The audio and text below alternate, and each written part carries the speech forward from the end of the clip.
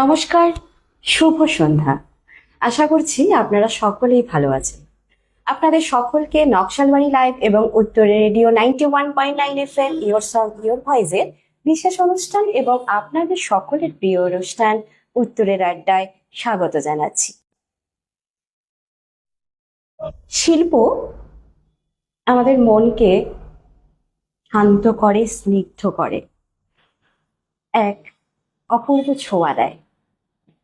আর এই অপূর্ব ছোঁয়ার পেছনে থাকে তাল, সুর, ছন্দ। আর এই তালের প্রাণ বলতে পারি আমরা তবলা। আমাদের আজকের উত্তরের আড্ডার অনুষ্ঠানে আমাদের সাথে উপস্থিত রয়েছেন নকশালবাড়ির একজন বিশিষ্ট তবলাবাদক এবং সংস্কৃতি মনস্ক মানুষ শ্রী সুবীর পাল মহাশয়। নমস্কার। নকশালবাড়িতে যার এক কথায় পরিচিতি অপুদা, আমাদের উত্তরের আড্ডায় তোমাকে স্বাগত জানাচ্ছি। ধন্যবাদ। আজকে এই সুর, তাল, ছন্দ, তার সাথে এই যে তবলার যে তাল, তার যে একটা অদ্ভুত রকমের স্নিগ্ধতা, এই সবটা নিয়েই বিভিন্ন রকমের কথা শুনবো অপুদার থেকে। তাই বহুদিন যাবত আমরা কিন্তু তাকে এই মঞ্চে পাই। সাথে তিনি একজন তবলার শিক্ষক, শিখিয়েছেন বহুদিন। সরাসরি যাচ্ছে অপুদার কাছে। সবার প্রথমে জানবো এই তবলার জগতে, এই জায়গাটায় আবদ্ধ হওয়ার শুরুটা কবে থেকে? ও ছেলেবেলা থেকে, যখন আমি যখন ক্লাস 2-3 পড়ি তখন থেকে এটা আমার শেখা। এটা ইতিহাস বলতে অ্যাকচুয়ালি আমার বাড়ি তো রথখোলায়। শুরুটা হলো, আমি জানি না, ছোটবেলা থেকে আমার একটা তাল সেন্স ছিল, আমার লোকে বলতেন। তো রথখোলাতে তখন দুর্গাপুজো হতো প্রতি বছর। পুজোর সময় আমরা তখন 4 দিন 5 দিন আমরা পুজোর সময় ডুবে যেতাম। তখন এই ঢাকটা বাজত, ওই ঢাকের যে 4 দিনের আওয়াজ, সেটা আমাদের কানে বেজে মস্তিষ্কে ঢুকে গিয়ে মুখস্থ হয়ে যেত। তো ওই ঢাকের আওয়াজের তালে তালে আমি বাড়িতে বা বন্ধু বান্ধব মিলে যখনই যে কোনো খেলাধুলা করতাম, তখন ওই টিন ছিল বাড়ির সামনে, বাড়িটা তো অনেকটা বড়, পেছন দিকে আমরা ওই দুর্গাপুজোর আদলে নিজেরাই মণ্ডপ বানাতাম। ছোট বয়সে যেটা হয়, তখন টিন দিয়ে আমরা ঢাক বাজাতাম। ঢাকটা একদম অবিকল, সেই আমার পাড়ার জেঠিমারা বলতেন যে অবিকল সেই যে 4 দিন ধরে ঢাক বাজান, ওর মতনই হয়। তো খুব ইন্টারেস্টেড ছিলাম ওটা প্রতি, আমার কেন যেন ওটা ভালো লাগা ছিল। তো সেই জায়গার থেকে ইচ্ছাটা, তখন আমি শুধু না, আমার বাড়ির দাদাও ছিল বা আমার বন্ধু বান্ধবরাও তখন ছোটবেলায় খেলতাম, এটাও করতাম। কিন্তু সেই জায়গার থেকে একটা ইচ্ছা তো মনের মধ্যে ছিল, বা কাঠ বাজাতাম, স্কুলে বেঞ্চি বাজাতাম, এই পড়াগুলো থাকতো। এই জায়গার থেকেই পরবর্তীতে তবলা শেখার সুযোগ এলো। সুযোগ আসার পরে তারপরে আস্তে আস্তে আস্তে মাঝখানে অনেকটা দিন গ্যাপ ছিল। তারপরে এখন নতুন করে আবার একটু একটু করি। প্র্যাকটিস না থাকলে যেটা হয়, প্র্যাকটিসটা হলো সবচেয়ে বড় ব্যাপার। মানে তবলা এক সময় আমি প্রচুর বাড়িতে প্র্যাকটিস করতাম, অনেক বাজাতাম, সঙ্গত করতাম, নকশালবাড়ির বাইরে, শিলিগুড়ি, ইভেন কলকাতাতেও অনুষ্ঠান করেছিলাম। তো এগুলো যখন প্র্যাকটিস ছিলাম তখন ছিল। এখন বেশ কয়েক বছর আমি একটু গ্যাপ ছিল, যেহেতু হয় না জীবনে একটা থাকে। আবার নতুন করে এখন আমি একটা নতুন জায়গায় শিফট হয়েছি, সেখানে গিয়ে নতুন করে আবার কিছু ছেলেমেয়েরা আসেন, চলছে নিজেকে ভালো রাখার জন্য, মনকে ভালো রাখার জন্য। এটাই মানে শুরুটা ওই জায়গা থেকে। আমার মা খুব পছন্দ করতেন, মানে আমার মা হলো, আমাদের পরিবারটা হলো মানে অ্যাকচুয়ালি গান বাজনার পরিবার। আমার মা জলপাইগুড়ির মেয়ে, মা গান বাজনাকে পছন্দ করতেন। তিনি চেয়েছিলেন তার ছেলে মেয়ে গান করবেন, ছেলে তবলা বাজাবে। সেই জায়গার থেকেই আমার মা আমার দিদিকে গান শিখিয়েছিলেন। দিদি ভালো গানও করতেন, সবাই চেনেন তাকে। তো তারপরে অ্যাকচুয়ালি তবলাটা প্রথম শিক্ষাটা আমার জন্য ছিল না, মানে এটাও আমার বাড়ির আমার দাদাকে দিয়েছিল তবলা শিক্ষা। আচ্ছা। তখন মার কাছে তো সব ছেলেই সমান। তো তখন তো আমি আরো ছোট, আমি যখন ক্লাস 2 পড়ি, তখন কোনো কারণে আমার দাদা একটু একটু মানে দুষ্টু বাঁদর ছিল, তখন ও ভেগে চলে যেত। 2-3 দিন এরকম হওয়াতে মা বলল, না ও তো করবে না, তো তুই তাহলে কর। এইভাবে আমি শুরুটা করেছিলাম। তো তারপরে শুরু যখন করেছিলাম তো আমার ইন্টারেস্টটা ছিল ওই একসঙ্গে ওই মিলিত ভাবে আমার এটা শুরু হয়ে গেছে, শুরু এবং চলমান হয়ে গেছে। চলমানই হয়ে গেছে। এটাই হলো মানে প্রাথমিক ইতিহাস। আর তবলার সাথে সাথে মানে তাল ছন্দর যদি মাঝে যাই, তবে তো বিভিন্ন বাদ্যযন্ত্র রয়েছে, অনেক রয়েছে। এই তবলার সাথে সাথে কখনো কি মনে হচ্ছে যে আরো অন্য কিছু মানে কিছুর সাথে যুক্ত হওয়ার? অ্যাকচুয়ালি কি এখন যেটা দেখা যায়, এখন কি হয়, এখন ইলেকট্রনিক যুগ। হ্যাঁ। এই যুগে অনেক ধরনের বাদ্যযন্ত্র হুম। বেরিয়েছে। আমাদের সময় যখন ছোট ছিলাম তখন তবলা, হুম। খোল, নাল, হুম হুম ঢোল, হুম। ঢাকল এই সবই সবটাই ছিল। হ্যাঁ হ্যাঁ। তখন আমরা তবলা শেখার পাশাপাশি হয়তো কোনো হুম। অনুষ্ঠানে কোনো একটা বাইরে গেলাম বা কোনো একটা খোলের গান হলো, খোলটা বাজালাম, বা একটা ঢোলটা বাজালাম, নালটা বাজালাম, এইটুকুই। আর সে তেমন ভাবে অর্কেস্ট্রাতে আমি কোনোদিন যাইনি। অর্কেস্ট্রাতে গেলে পরে অনেক সুযোগ ছিল, আমাকে বলেছিল হুম। যে অর্কেস্ট্রাতে গেলে ট্রিপল কঙ্গো হ্যাঁ। বাজানো যেতে পারে, বা ড্রামটা ওটা করা হয়নি, যাইনি। আমি ওই মোটামুটি এই বাদ্যযন্ত্রের মধ্যেই সীমাবদ্ধ ছিলাম। মেন বেসিক্যালি তবলা, এবং কোনো কোনো অনুষ্ঠানে যেখানে নাল বাজাতে হতো নাল বাজাতাম, বা ঢোল বাজাতাম। আর এই কিছু ধর্মীয় অনুষ্ঠান হয়তো কীর্তন ফীর্তন হয় না, সেখানে আমি যেতাম, সেখানে আবার খোল টোল বাজিয়ে যেতাম। মানে আমাদের পাড়াতে হ্যাঁ। ওই বিভিন্ন জায়গায় আমাদের পাড়াতে, বিশেষ করে গত দিন যে শিল্পী এসেছিলেন পরিমল, হুম হুম। তারপরে নবদা আমাদের পাড়ার, উনি ওনাদের সঙ্গে অনেক প্রোগ্রাম করেছি, একদম বাতাসি, খড়িমারি, অধিকারী, ভালুগারা, ওখানে আমরা ওই কীর্তনের সঙ্গে খোলটা বাজাতাম। একেবারেই আমাদের বেশ কিছুদিন আগেই আমাদের মধ্যে ছিলেন পরিমল স্যার মহাশয়। তো উনি বারবার বললেন তোমার কথা, যে অনেকটা সহযোগিতা এবং ভীষণভাবে তার সাথে সঙ্গত চলতো। আচ্ছা, এই তবলার সঙ্গতের থেকে একটা কথা মাথায় এলো। আহ গানের জগতে তো নানান রকমের গান রয়েছে। এই শাস্ত্রীয় সঙ্গীত, তারপর হচ্ছে লোকসঙ্গীত, আরো তোমার মানে রবীন্দ্রসঙ্গীত, মানে বিভিন্ন রকমের সঙ্গীত রয়েছে। তোমার মানে কি মনে হয়, মানে কোনটা তোমাকে বেশি ভালো লাগে, কোন গানের সাথে সঙ্গতের সাথে, মানে খুব আনন্দ দেয় এরকম বিষয়টা? রবীন্দ্রসঙ্গীত আমার প্রিয়।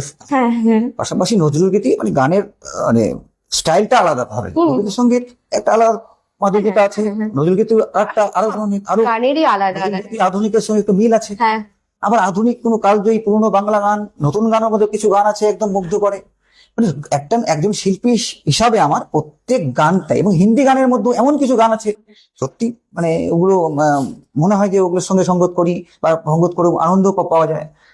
এই গান প্রত্যেকটা গানই করা, কিন্তু এই সময়কালের মধ্যে কিছু যেটা লাইলাপ্পা গান আছে সেগুলো আমার তো পছন্দ না। মানে কিন্তু হিন্দি গানের মধ্যে ভালো ভালো গান আছে, ওটাও হ্যাঁ পছন্দ। হ্যাঁ। তার মধ্যে রবীন্দ্রসঙ্গীত আমার প্রিয় গান। এই রবীন্দ্রসঙ্গীত সব প্রিয় গান। প্রতিটি গায়ক, সত্যি কথা বলতে গেলে গানের জগতের কথা এলেই কবিগুরুর কথা আসবেই, মনে তো জাগা দেবে। এবং তার কথা মানে মনে এলেই কত যে গান মনে পড়ে। আর ওরা তো গানও করা হয় মাঝে মাঝে। না, আমি সেই তবলা বাজাতে বাজাতে সঙ্গীত। গানটা হয়। হ্যাঁ, গানটা হয় কেন, মানে এটা একজন তবলচি মানে গানের বিষয়টা অনেকটা জেনে যায়। হুম। যেহেতু যে তবলা সঙ্গত করতে করতে না, যারা গান গায় তাদের থেকে ওই শুনে শুনে অনেকটা মানে সেই গান তৈরি হয়ে যায়, এবং গান সম্বন্ধে তার বাড়তি যদি তার গলাটা থাকে তাহলে গানটাও সে গাইতে পারে। এমন অনেক তবলচি আছে যারা ভালো গান গাইতেন, হ্যাঁ হ্যাঁ। আছে মানে প্রতিষ্ঠিত হয়ে গায়ক হয়ে গেছে। হ্যাঁ, এই বিষয়ে আমি মানে যেটা মানে আলোচনাই করছি, জানি যে একজন সঙ্গীত মানে তবলার লয়ের মানে সেই যে বিভিন্ন রকম অনেক তো তাল রয়েছে। তো সঙ্গীত জগতে যখন প্রথমে শুরু হয়, মানে শেখা শুরু হলো, তখন তো তালের সম্পর্কে একটা তো ধারণা দেওয়া হয়, যেরকম ত্রিতাল, কাহার বা ঝাঁপ তাল, এসব তো রয়েছে। আহ, একজন সঙ্গীত শিল্পীকে এই প্রজন্ম থেকে যারা উঠে আসছে বা যারা এখন শিখছে, তাদের ক্ষেত্রে তুমি একজন তবলাবাদক হিসেবে তুমি তাদেরকে কতটা পরামর্শ দেবে যে তাল সম্পর্কে, এই প্রতিটা তাল সম্পর্কে কতটা তাদেরকে জানার প্রয়োজন? একদম জানা দরকার আছে তো। হুম। কারণ গান শেখে অনেকেই, প্রচুর, প্রত্যেক ঘরে ঘরে কেউ না কেউ গান শেখে। হুম। কিন্তু দেখবে প্রতিষ্ঠিত হওয়ার ক্ষেত্রে খুব কম সংখ্যক হয়, মানে ভালো মঞ্চ পায়। এটা হলো কি, যাদের মানে হয়তো প্রতিভা আছে, গলা আছে, কিন্তু সেই তালিমটা অনেক সময় পায় না, বা সেই তালটা সে তালিম বলতে যে কোনো সে এখন ভালো গুরুর কাছে তালিম নিল, বা তবলচির কাছে তবলা সঙ্গত করলো, এটা একটা পার্ট আছে। আর তালটা তাকে তবলচির কাছে সঙ্গত করলে তালটা সে জানবে। দাদা তালের গান গাইলে দাদা তালটা জানতে পারবে, দাদা 6 মাত্রা কটা বিভাগ হ্যাঁ, কিভাবে ধরতে হবে, হ্যাঁ। তাহার বা তালেও তাই। হ্যাঁ হ্যাঁ সে তাল সম্বন্ধে হ্যাঁ।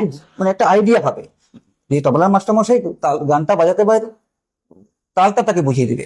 এমন আমার অনেক স্টুডেন্ট ছিল মানে যারা আমার সঙ্গে সঙ্গত করতো নকশাবাড়িতে। এখন সে বেশ মেয়েরা অনেক, কেউ কেউ ভালো প্রতিষ্ঠিত, বা কেউ কেউ বিয়ে হয়ে চলে গেছে, বা অনেক ছেলেরা গাইতো।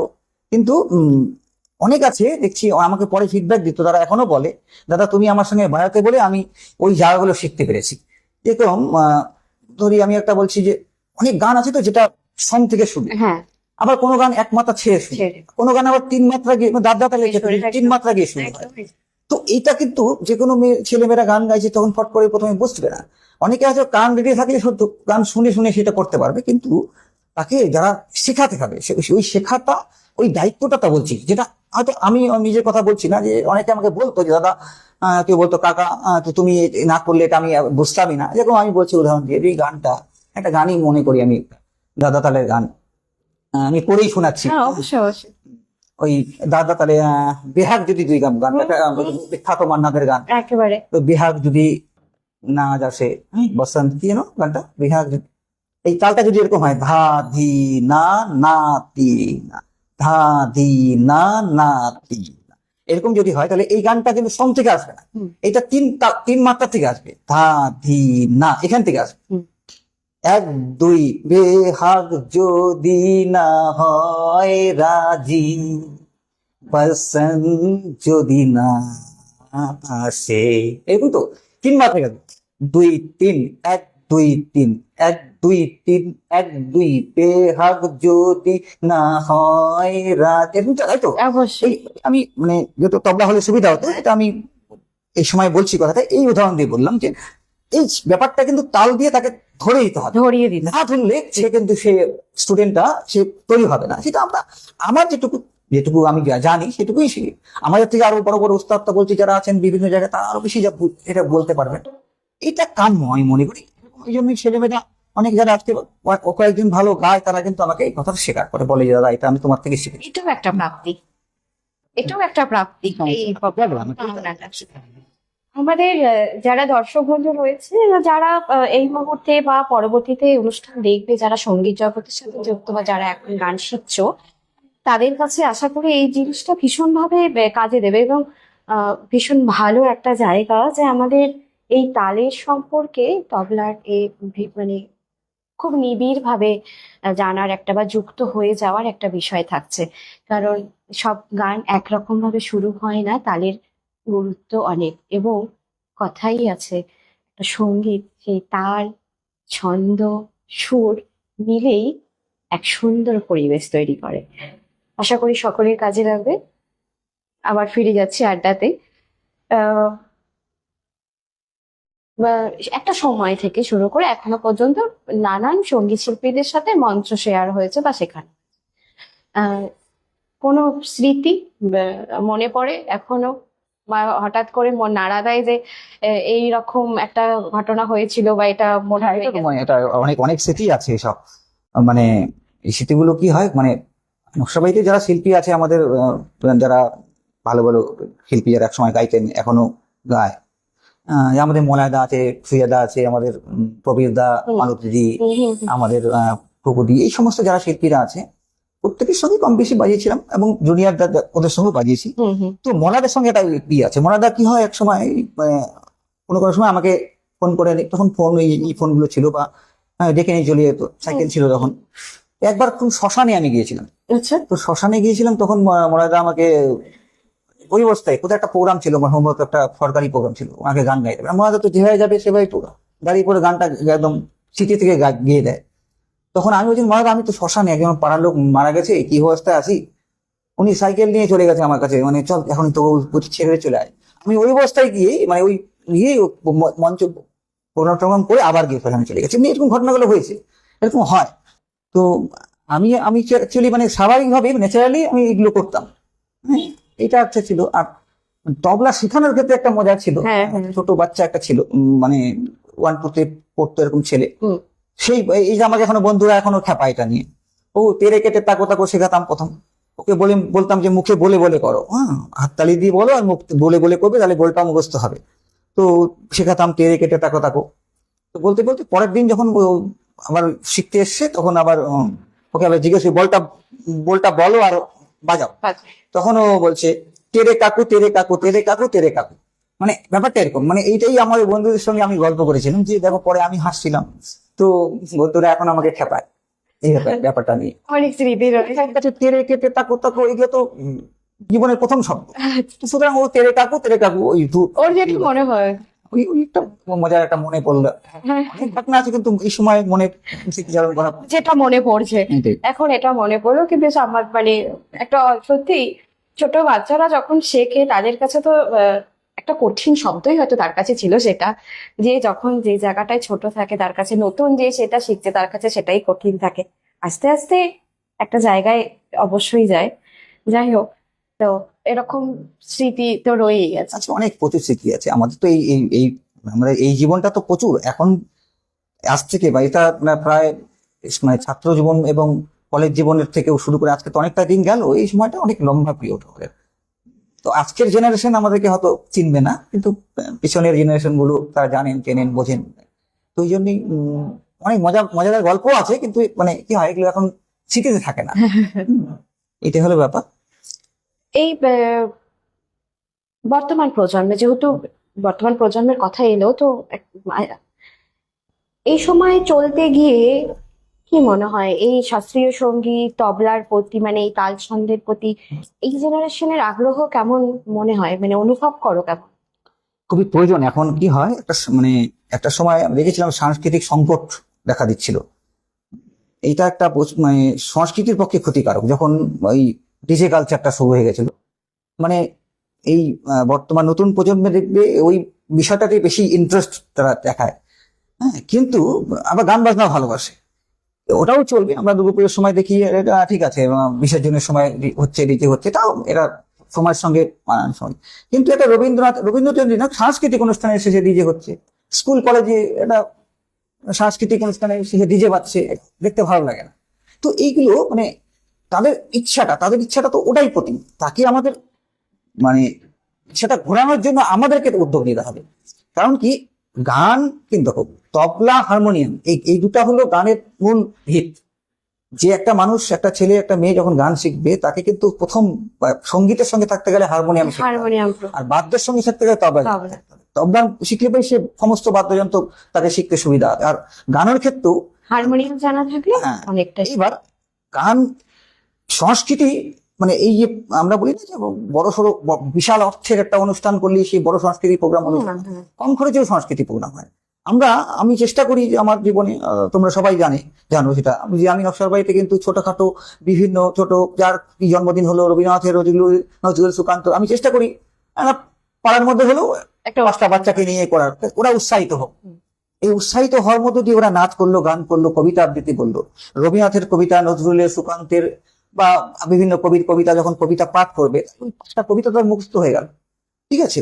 আবার গানও 5টা গান তো তৈরি হয়ে গেল, নাচার ওই কালচারটা তার সঙ্গে তার গার্জিয়ানরাও ওখানে আসলো, তাহলে কি সুস্থ সংস্কৃতির জন্ম নিল। আমি চাই এইটাই হোক। আর এর মধ্যে দিয়ে আমি বলছি, আমি একদমই আমিও ডিজের গান বাজলে আমি যে আমার যে হৃৎপিণ্ড নাচে না, সেটাও না, ছন্দ থাকলে তো নাচবে। হ্যাঁ, অবশ্যই। তো ওটাও কিন্তু মানে আমি ওদের বিপক্ষেও না, মানে ঠিক আছে, তোমার একটা সময় থাকবে, তোমার যেখানে যেটা সেখানে সেটা। সেটাই, মানে কোনোটারই বিপক্ষের কথাই হচ্ছে না এখানে। সংস্কৃতি জগতের সাথে যখন যেটা প্রয়োজন, এটা রবীন্দ্র নজরুল অনুষ্ঠান হচ্ছে, তাদেরকে সেটা সেরকম ভাবে হচ্ছে। আর উৎসাহিত করতে হবে, কারণ কি মানে একটা সঙ্গীত বা এই সমস্ত জিনিস যদি মানে প্রত্যেকটা মানুষকে, আমি মনে করি যে সে পড়াশোনায় ভালো, সে পড়াশোনা ভালো হয়ে ভালো চাকরি পেলো বা ভালো ব্যবসা করছে, হ্যাঁ, প্রতিষ্ঠিত হয়ে গেছে, সেটা ঠিক আছে, কিন্তু পাশাপাশি তার একটা এইটা দরকার আছে, একটা মানে খুব ভালো হতে হবে না, গান বাজনা আবৃত্তি জানাটা প্রয়োজন আছে, কারণ সে পরবর্তী জীবনে গিয়েও মানে সে কিন্তু এটার একটা প্রতিভার বিকাশ হবে। হ্যাঁ, আমি যেহেতু গল্পই হচ্ছে, আমি জানি না দেখেছো কিনা, আমাদের উত্তরের আড্ডা একটি অনুষ্ঠান হয়েছিল আমাদের নকশালবাড়ির কৃতি ছাত্রছাত্রীদের নিয়ে। আমাদের যে সকলেই ভালো রেজাল্ট করেছে বা করছে, মানে যারা আমাদের মধ্যে উপস্থিত ছিল সে সময়, তাদের মধ্যে কিন্তু এই প্রজন্মের ছাত্রছাত্রীরা কিন্তু একটা কথা বলছে যে আমি পড়াশোনার ফাঁকে কেউ গান করতে ভালোবাসছি, কেউ আবৃত্তি করতে ভালোবাসছি, করছে। ছবি আঁকতে ভালোবাসছি। এই জিনিসগুলো কিন্তু তাদের মধ্যে দুটা ব্যাপার আছে। একটা হলো যে টিভিতে ওই রিয়েলিটি শো গুলো হয় না, গান বাজনার কম্পিটিশন অনুষ্ঠান হওয়াতে একটা তাগিদ তৈরি হয়েছে। দ্বিতীয়ত মোবাইল ফেসবুক হওয়াতে কি হচ্ছে, মানে এই যে ঘরে বসে অনুষ্ঠান করার, আমি একটু শোনাবো, আমি একটু দেখাবো, এই যে এটা মানুষের আগ্রহ, এটা ভালো। হ্যাঁ। এটা করতে গিয়ে প্রত্যেকের ইচ্ছা হয় যে আমি আমার বাচ্চাটাকে শেখাই, ও একটু পারফর্ম করুক, মঞ্চ। এই বিষয়ে সোশ্যাল মিডিয়া কথাই রয়েছে, কথাতেই হয় সোশ্যাল মিডিয়া তো সবসময় সবকিছুরই ভালো দিক খারাপ দিক রয়েছে। এটা কিন্তু একটা ভালো দিক। তুমি দেখেছো কোভিড এর সময় কিন্তু আমাদের প্রত্যেকের অনেক যে ভেতরে কত কত প্রতিভা রয়েছে সেটা কিন্তু বেশ আমরা জানতে পারছি না। এটা ভালো তো। এবার অনেকেই সোশ্যাল মিডিয়ার মাধ্যমেই সেটা আমরা জানতে পারছি না। আমরা এটা দেখে দেখে আমরা চুজ করতে পারি কে ভালো কবিতা বলছে, ভালো গান গাইছে, তাকে আমরা একটা মঞ্চে যখন প্রোগ্রাম করে দেখে নিচ্ছি। কিন্তু হয় এই রিসেন্ট বিভিন্ন অনুষ্ঠানে যাওয়ার সুযোগ হয়, নাচ বা গানের। এবার কোনো কোনো সময় অতিথি হিসাবে উপস্থিত থেকেও আমি দেখেছি যে অনেক বাড়িতেই মানে মায়েরাও রয়েছেন, আমিও একজন মা, আমিও আজকে এখানে বসে আছি এবং এই গল্প আড্ডায় এবং আপনাদের সকলের সাথে এই গল্প আড্ডায় রয়েছি। কিন্তু আমি বলছি যেটা বিষয় যে অনেকেই আছে যে কাজের চাপে পড়ে বা কোনো কিছুতে তার হয়তো একটা প্রতিভা ছিল, সেটা হয়তো ঢেকে চলে গেছিল। এখন কিন্তু আমি অনেক সময় গিয়ে যখন দেখতে পাচ্ছি যে তারা সেই কাজের মাঝ থেকেও বেরিয়ে এসে কেউ নাচ করছে, কেউ গান গাইছে, কেউ আবৃত্তি করার চেষ্টা করছেন। খুব ভালো হতেই হবে এরকম কিন্তু বিষয় নেই যে আমাকে খুব ভালোই হতে হবে, কিন্তু মনের যে একটা কারো প্রতিভা, কোনো একটা ইচ্ছা, এটা যে আসছে, এটা কিন্তু একটা বড় ভালো দিক জীবনে বেঁচে থাকার জন্য। অনেকেই মানে বিয়ে হয়ে গেছে বা তার গান বাজনার সঙ্গে সম্পর্ক ছিল, তারপরে এসেও মানে তার সেই গান হারমোনিয়াম তো নেই, মানে ওই আলমারিতে আছে, তার ঠিকঠাক করেও গান শিখছে এবং ভালো এখন স্টাইল। আমি এই জন্য আমি সর্বাঙ্গীকে ধন্যবাদ জানাবো। অনেক দেখি এই সময়কালের মধ্যে অনেক মা যারা গান বাজনা ছেড়ে দিচ্ছে তাদেরকে কিন্তু মঞ্চে আনছে। মানে আমি মানে কথা বলে উঠবো, আমি জাস্ট বলতে যাচ্ছিলাম, আমি ওনার কথা কেন মিস হয়ে গেছে। আমিও উনি 99 সালে নকশাবাড়িতে আসার পরে ওনার প্রথম তো বলছি আমি ওনার প্রথম অনেক প্রোগ্রাম ওনার সঙ্গে করেছি এবং ওনার থেকে ভালো গান অনেক কিছু জানেন, আমি ওনার থেকে শিখেছি, অনেক ভালো ভালো গান বাজানোর সুযোগ হয়েছে এবং অনেক অনুষ্ঠানে ওনার সঙ্গে করেছি। উনিও আমাকে প্রশংসিত করেছেন বা আমাকে সাহস দিয়েছেন। এটা ওনাকে আমি না অবশ্যই আমরা খুব তাড়াতাড়ি আপনাদের সকলের সাথে এবং আমাদের এই উত্তরের আড্ডাতেও উনি আসবেন এবং অনেক গল্প হবে, গান হবে, সেটা আমরা অপেক্ষায় থাকছি। আজকে এই সত্যি যেটা আমাদের কথা হচ্ছিল, আমি কিন্তু বর্তমানে মানে বিগত মাঝে 18 বছর একটা জীবনে ভাটা পড়ে গিয়েছে, আমি জানি, সাক্ষী আমি। স্বাভাবিক। তো সেটা কিন্তু এই সর্বাণী ম্যামের হাত ধরে যে সেই জায়গাটা আবার উঠে আসা, এবং একটা সত্যি কথা বলতে গেলে হয়তো সেটা পরের অনুষ্ঠানের জন্য হয়তো থাকছে বা থাকবে, হয়তো আবার শেখানো হবে। একটা কথা বলা যেতেই পারে, আজকে এখানে যেহেতু গল্প উঠলো, আড্ডা যেহেতু হচ্ছে, আজকে হয়তো এখানে বসে আছি হয়তো তার জন্যই।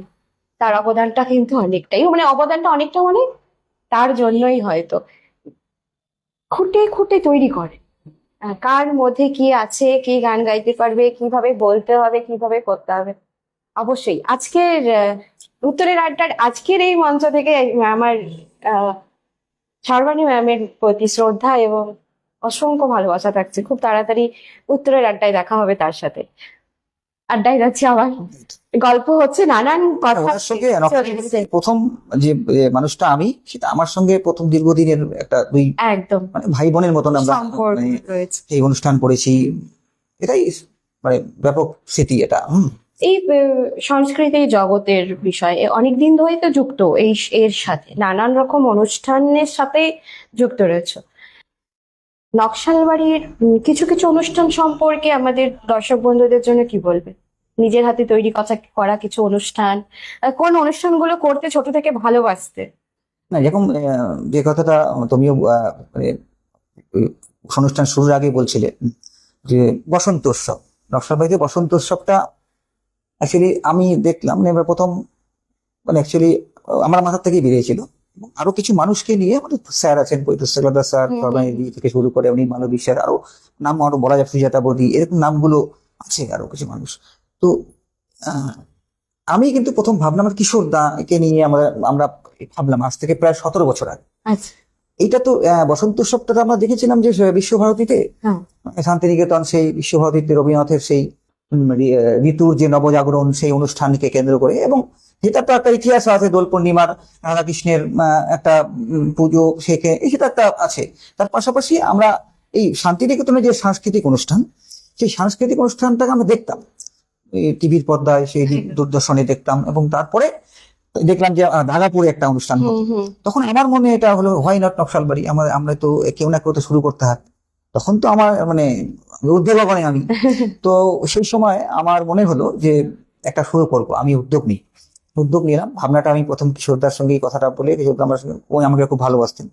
তো এইবার আমি আমাদের যারা প্রতিদিনের সঙ্গে যারা থাকে, আমাদের পরিতোষ স্যার, আমাদের সবাই থেকে শুরু করে আর যে নামগুলো বললাম, এবার সবার সবাইকে নিয়ে এই অনুষ্ঠানটা শুরু করবো। এই আজকে 17 বছর এবার অনুষ্ঠানটা হলো, আগামী বছর 18 বছর হবে। তো এই অনুষ্ঠানের মধ্য দিয়ে আমরা দেখেছি যে নকশালবাড়ির একটা প্ল্যাটফর্মে সবাইকে নিয়ে আসতে পেরেছে। মানে এই অনুষ্ঠান করার পরে আজকে নকশালবাড়িতে বিভিন্ন প্রান্তে, বিভিন্ন পাড়ায় পাড়ায় কিন্তু বসন্ত উৎসবটা হয়। তো এইটা কিন্তু আমি একটা বার হলেও আমার নিজের কৃতিত্ব নিতে পারি আমি, কারণ ওখানে কেউ না কেউ ওরা যারা আজকে অনুষ্ঠান করছে আমাদের অনুষ্ঠানে থাকতেন এবং তারা আজকে যে এই ব্যাপ্তি ঘটেছে না, এটা একটা আমার কাছে খুব আনন্দের বিষয় যে সত্যি তো এই অনুষ্ঠানটা। তারপরে এই একটা অনুষ্ঠান আছে, তারপরে ভাষা দিবস একটা অনুষ্ঠান। ভাষা দিবসের ক্ষেত্রে নকশালবাড়িতে এট প্রেজেন্ট নকশালবাড়িতে আমি হয়তো এদিক ওদিক হয়, আমি কিন্তু প্রতি বছর এটা করে থাকি, ভাষা দিবসের অনুষ্ঠান। ভাষা দিবস এটা করে থাকি। এবং এটা এক সময় আমাদের, আমি যখন তখন কলেজে পড়ি, তারও পরে, হ্যাঁ, তখন নন্দপ্রসাদ স্কুলে কিন্তু সে সময় হতো, যখন পৈতৃক স্যার, চাকলাদার স্যার হেডমাস্টার ছিলেন। ওখান থেকে ভালো লাগার বিষয় হলো। আমি একদম ওতপ্রোত ভাবে কলেজ থেকে বেরিয়ে গেল, স্কুল থেকে বেরিয়ে গেল, ওতপ্রোত ভাবে থাকতাম, অনুষ্ঠানে প্রোগ্রাম করতাম, তবলা বাজাতাম। তারপরে একবার আমি আমার উদ্যোগে আমাদের কলেজে একটা করেছিলাম অনুষ্ঠান, সেই সময় 2000, এটা সম্ভবত 10-11 সালে, ওটা 11 সালে ছিল। কলেজেও একটা ধুমধাম করে একটা বড় সড়ো করে একটা সুন্দর করে আমরা করেছিলাম। অনেক স্কুলকে ডেকেছিলাম, নকশালবাড়ি যত স্কুল আছে সেই স্কুলগুলো এসে ওখানে অনুষ্ঠান করেছিল সারাদিন ব্যাপী, একদম উৎসাহের সঙ্গে সবাই একটা অনুষ্ঠান হয়েছিল, ভাষা দিবস। হ্যাঁ, ওই ভাষা শহীদ মঞ্চগুলো এখনো ওই আছে না, কাঠের এইগুলো এখনো আছে। তারপরে প্রতি বছর ছোট করে আমরা বিভিন্ন জায়গায়, আমি আমার উদ্যোগেই করে থাকি, ওটা আমাদের ভারতীয় গণনাট্য সংঘের ব্যানারেই হয়, তো করে থাকি। এটা একটা নিজের একটা আবেগের জায়গা। এটাই রবীন্দ্র জয়ন্তী করা হয়, করতে ভালো লাগে, মানুষকে নিয়ে পুরস্কার করাটা খুব আনন্দ লাগে, প্ল্যাটফর্ম দিতে হয় মানুষ জুড়ে থাকা। যেটা গল্পে কথায় বা আমরা অনেকেই জানি যে যেহেতু ছোট থেকেই একটা বিভিন্ন কিছুর সাথে যুক্ত, মানে এই সংস্কৃতির সাথে যুক্ত, তো শিল্প বিষয়টাও রয়েছে এবং সবকিছু মিলে আমার তো মনে হয় যে এই ছোট ছোট অনুষ্ঠানগুলো ছাড়া হয়তো জীবনের একটা সময় হয়তো একটু ভাবাটা একটু কঠিনই। ছোট হোক আর বড় হোক সেটা বড় বিষয় নয়, আসল বিষয় হচ্ছে এগুলোর সাথে জুড়ে থাকা, মনকে ভালো রাখা। অপুদার কে বিভিন্ন সময় নাটককে দেখা যায়, বিভিন্ন চরিত্রে আমরা অনেকেই দেখেছি। এই বিষয় নিয়ে কি বল? নাটক কি, আমাদের ছোটবেলাতে শিবাজি সঙ্গীত মঞ্চে আমাদের আমাদের পাড়ার বন্ধুরাই আমরা নাটক করতাম, সময় ওই সকলরাম স্কুলের মঞ্চ করতাম। আমাদের পাড়ার ওই ভূপেন বোস কাকু, উনিও প্রতি বছর রবীন্দ্রসঙ্গীত করতেন। তো একটা অ্যাটমসফিয়ার ছিল, তখন ওই অ্যাটমসফিয়ারে আমরা বড় হয়েছি এবং আমরাও নাটক, গান, তবলা বাজানো এইসব করতাম। সেখান থেকে ইচ্ছা, হয়তো ভালো অভিনয় করতে পারি না, কিন্তু ইচ্ছা একটা আছে। তো ইচ্ছাটাকেই প্রাধান্য দিয়ে বিভিন্ন জায়গায় ডাকলে বা করতে গেলে না করি না। এবং এই মুহূর্তে এই বেশ কিছু বছর বাদ দিলে এখনো তো প্রতি বছর আমরা এই শিবাজি সঙ্গে সময় নাটকটা করি। এবং এক সময় মনে আছে সরকারি উদ্যোগে বিভিন্ন সময় আমি গেছিলাম, এটা সম্ভবত সরকারি উদ্যোগে, তখন ওই সাক্ষরতা অভিযান চলছিল শিলিগুড়ি, তখন মহকুমা পরিষদের উদ্যোগেই একটা আমাদেরকে ডেকেছিল কয়েকজনকে, নকশালবাড়ি থেকে আমি গেছিলাম, বাগডোগরা শিব মন্দির থেকে গিয়েছিলাম আমরা ওই 15 দিন ধরে রিহার্সেল করে একটা নাটক তৈরি করেছিলাম সাক্ষরতা দিবস উপরে। সেই নাটকটা আমরা এই পুরো মহকুমার ফাঁসিদেওয়া থেকে থেকে শুরু করে মনিরাম পর্যন্ত গ্রামে গ্রামে নাটক করেছি। সে সময় আমাদের নাটকটার আমাদের যে পরিচালনা করেছিলেন কর্নেল ভট্টাচার্য, উনি শিলিগুড়ির একজন ভালো নাট্যক শিল্পী, নাট্যকার, তিনি আমাদেরকে হাতে ধরে নাটকটা করিয়েছিলেন। এইগুলো একটা ভালো লাগা। তারপরে আরেকটা ব্যাপার, আমি এবার চেষ্টা করেছিলাম, এবার না গত 2 বছর ধরে আমি আমার পাড়ার বাচ্চা কাচ্চাদের নিয়ে ওদেরকে নাট্য শিক্ষা বা নাটকে অংশগ্রহণ করাতে হবে। যারা কোনোদিন নাটকে অভিনয় কি জানে না, তাদেরকেও আমি এনে, তারা ইংলিশ মিডিয়ামের ছাত্র, তাদেরকে আমি বাংলা যুগাবিষ্কার নাটক করিয়েছি। তারপরে এবার একটা নাটক করলাম, ওই নামটা ভুলে গেলাম, রবীন্দ্রনাথেরই করেছি, করে ওদেরকে মানে অ্যাকচুয়ালি মঞ্চে তারা খুব খুশি। এবার কোনো হয়নি, গত বছর হয়েছে, এবার হয়নি। এবার এই বছর এই ছুটি যে গেল না, তখন বলছে কাকু আমরা এবার নাটক করবো না, ওরা উৎসাহিত। তো এই যে এই উৎসাহটা প্রদান করার ক্ষেত্রে আমার খুব ভালো লাগে। এবার একটা কথা বলছি যে শিলিগুড়িতে নাট্য উৎসব হয় না, যে বিভিন্ন সময় জানুয়ারি মাসের 2 তারিখ থেকে 7 তারিখ সমস্ত নাট্য দলগুলির উদ্যোগে একটা নাট্য উৎসব হয়। আমি কিন্তু প্রতি বছর এই নাট্য উৎসবে রীতিমতো আমি 5 দিন 7 দিন যাই এখানে, এবং আমি এখান থেকে কয়েকজনকে নিয়েও যাই দেখাতে, কারণ দেখুক, তারা শিখুক, জানুক, বা নতুন আমাদের যারা বন্ধু বান্ধব তাদেরকে নিয়ে যাই। এটার মধ্যে দিয়ে কি হবে, নাটকটাকে মানে আমাদের গ্রামাঞ্চলেও মানুষ সেটাকে, আমি অনেক চেষ্টা করেছি, মানে আমাদের বন্ধু বান্ধব যারা যারা নাটক ফাটক করেন, তারাও এই ব্যাপারটা এনে উদ্যোগী হোক। আর একটা বিষয় হলো যে আমাদের এইবারও তো নাট্য উৎসব হলো নকশালবাড়িতে, এখানেও কিন্তু আমার উৎসবের সঙ্গে কিন্তু আমরা এখানে অংশগ্রহণ করেছিলাম। এইটা এই নাটক গান এর মধ্যে থাকতে হবে, মানুষকে জুড়ে থাকতে। আমরা অনেকগুলো নাটক আমরা নকশালবাড়িতে নাট্যোৎসবে দেখেছি, অসাধারণ অভিনয়, মানে সত্যি।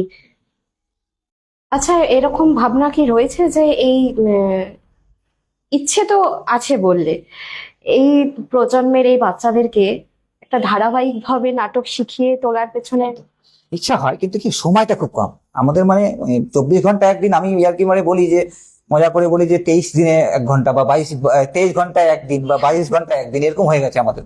সময়টা খুব কমে যাওয়াতে মানে ইচ্ছাটা প্রবল। আমার আবার ইচ্ছা কি, আমি সবকিছু করতে চাই, আমি গান বাজনার সঙ্গে থাকতে চাই, নাট্য সঙ্গে থাকতে চাই, খেলাধুলার মধ্যে থাকতে চাই, আমি সবকিছুর সঙ্গে কোনো না কোনো অভিজ্ঞতা আমার আছে, কিন্তু সেটা সবকিছু করতে গেলে কোনোটাই হয় না। তো এইটা যে আমি ভেবেছি, এই যে গত 2 বছর করলাম এই সাংস্কৃতিক রবীন্দ্রজয়ন্তী নাটক করলাম, কিন্তু এবার পারলাম না। এই যে সময়ের অভাবে সেটা হয় না, কিন্তু ইচ্ছা আছে। ইচ্ছাটাকে এখন সবাই উৎসাহ দিলে সেই করতে হবে। হ্যাঁ, অবশ্যই। তবে আর একটা কথা, যেটা কথাই হলো যে সবকিছু একটু একটু করে করাও ভালো। এইটা আমি ভালোবাসি। হ্যাঁ, আমি সবই ওটাই, সেটাই। কবিতাও লিখি, এই করি, গানও করি। কবিতা, আমরা আজকে একটা কবিতা তো শুনতে পারি? হ্যাঁ, কবিতা শোনা যেতে পারে। মোবাইলে আছে কিনা শুনি, আজকে একটা ছোট্ট করে একটা কবিতা শুনি। কবিতা মোবাইলে আছে, হ্যাঁ, স্মৃতিতে নেই। হ্যাঁ, অবশ্যই।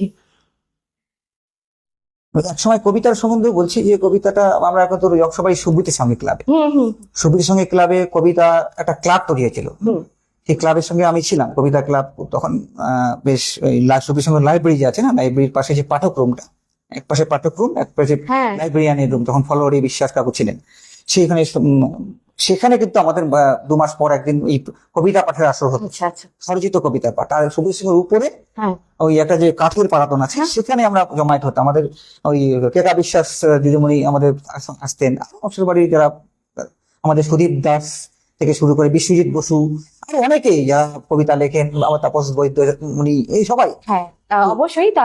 তাপস স্যার তো ভীষণ ভালো বলেন। এবার গল্প কথায় বলে না, কত কে উঠে আসে, কেকা ম্যাম দিদিমণি আমাদের নরেন্দ্রপ্রসাদ উচ্চ মাধ্যমিক বালিকা বিদ্যালয়ের প্রধান শিক্ষিকা ছিলেন। আমরা তাকে পেয়েছিলাম, অসাধারণ গুণী মানুষ। আজ কোনোভাবে যদি আমাদের এই আজকের এই অনুষ্ঠান দিদিমণির কাছে গিয়ে পৌঁছয়, ভালোবাসা, শ্রদ্ধা, প্রণাম জানাচ্ছি। এবং আপনার হাত ধরেই কত কিছু শিখেছি। এমনও একটা কথা আজ বলতে কোনো রকম দ্বিধাবোধ রাখছি না, বাংলার কিছু কিছু শব্দ আজ যদি আমি উচ্চারণ করি, তবে কিন্তু সেটা তার থেকেই পাওয়া। এত সুন্দর লেখা তাল গাছ কবিতা, উনি যদি এখনো আসেন, যদি পাঠ করে শুনতে হবে। দিদিমণির বাংলা ভাষার যে এত শব্দ, মানে সুন্দর সুন্দর শব্দ, সবটা তো নিতে পারিনি, যতটুকু পেরেছিলাম। আজ হয়তো কিছু উচ্চারণ করি মাঝে মাঝে, সেগুলো সবই দিদিমণির থেকে নেওয়া। আরো একবার দিদিমণিকে প্রণাম জানাচ্ছি। আপনি যেখানে এখন আছেন, আবার কোনো সময় যদি দেখা হয়, ততদিনের আগে পর্যন্ত এটাই প্রার্থনা করবো, আপনি ভালো থাকুন, সুস্থ থাকুন। উনি আমাকে খুব ভালোবাসতেন, মানে ভালোবাসেন, এখনো তুমি কলকাতায় আছেন, যখনই নকশাবাড়িতে আসেন আমাকে ডেকে দেন।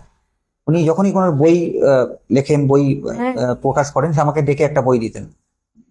আর উনি, আমার মনে আছে 8ই মার্চ নারী দিবস, হুম।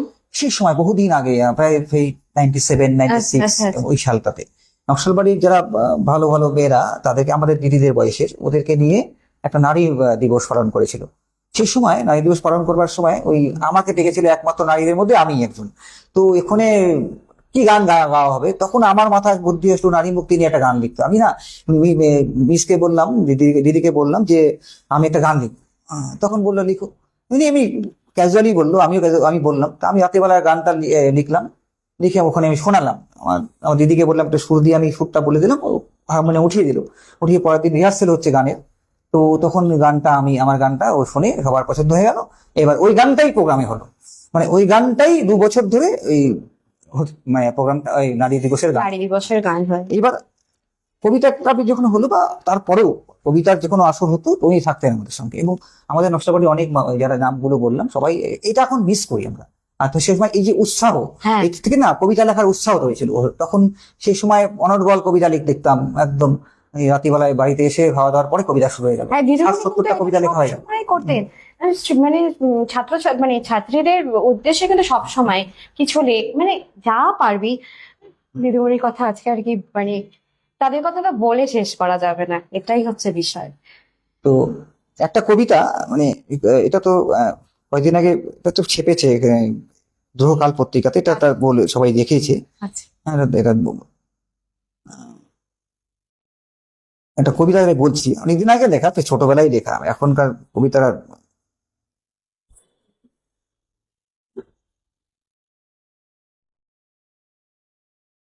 আসছে না। আসলে যেটা হয়, লেখা। আচ্ছা, এই কবিতাটি আসলো, অনেক লিখেছিলাম, মানে অবিরাম জীবন। মানে এই কবিতাটার মধ্যে দিয়ে আমি যেটা বোঝাতে চেয়েছি, সেটা যারা শুনবেন তারা নিশ্চয়ই বুঝে যাবেন। বহুদিন আগেকার লেখা।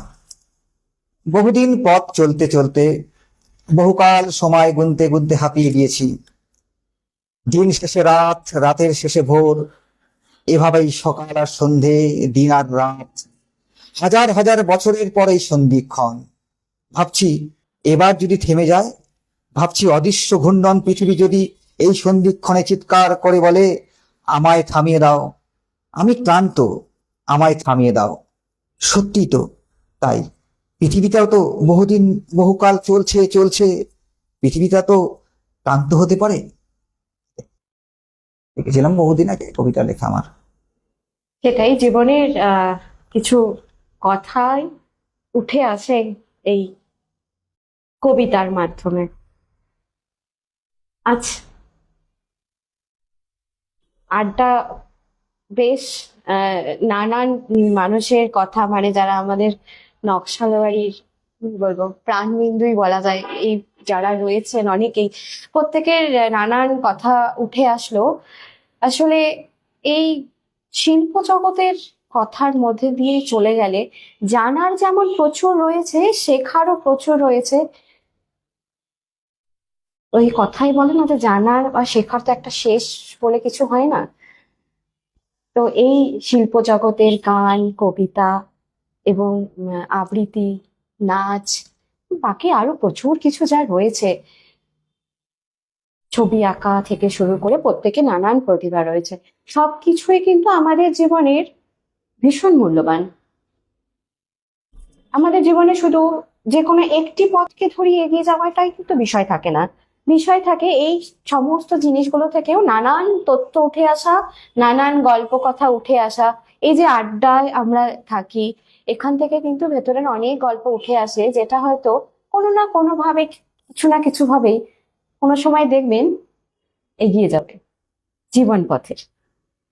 আজ অনেক গল্প হলো, অনেক গল্প। তার নাম আমি বলছি, আমাদের তবলা যেহেতু বিষয়, আমাদের একটা মিস হয়ে গেছে। আমাদের আমার যিনি তবলা আমাকে শিখিয়েছেন, হ্যাঁ। আমার জলপাইগুড়ির তিলক দাস মহাশয়, উনি, ওনার কাছে আমি দীর্ঘদিন তবলা শিখেছি। আমার নকশালবাড়িতে আরেকজন গুরু প্রদীপ সেন কাকু, ওনার কাছে আমি 5 বছর তবলা শিখেছি। ইনাদের পরিশ্রমে আমি যেটুকু শিখতে পেরেছি, আমি তাদেরকে আন্তরিক ধন্যবাদ। প্রথমেই ওনাদের নাম বলা ছিল। খুব ডিসিপ্লিন ওয়েতে উনি শেখাতেন। হ্যাঁ। আমি আজকে এই জায়গায় আছি এই দুজনের জন্য।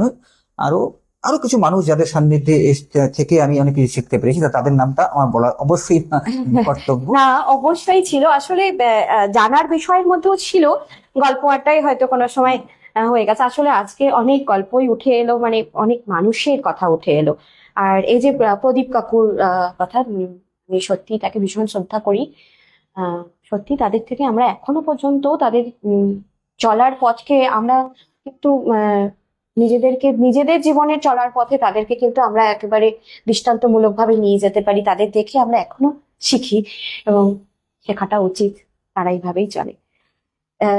ওই যে অনেক কথা থেকে গেল, কিন্তু ওই সময় কবিতা, গান, প্রকাশ হ্যাঁ, সবই হলো। সব হলো।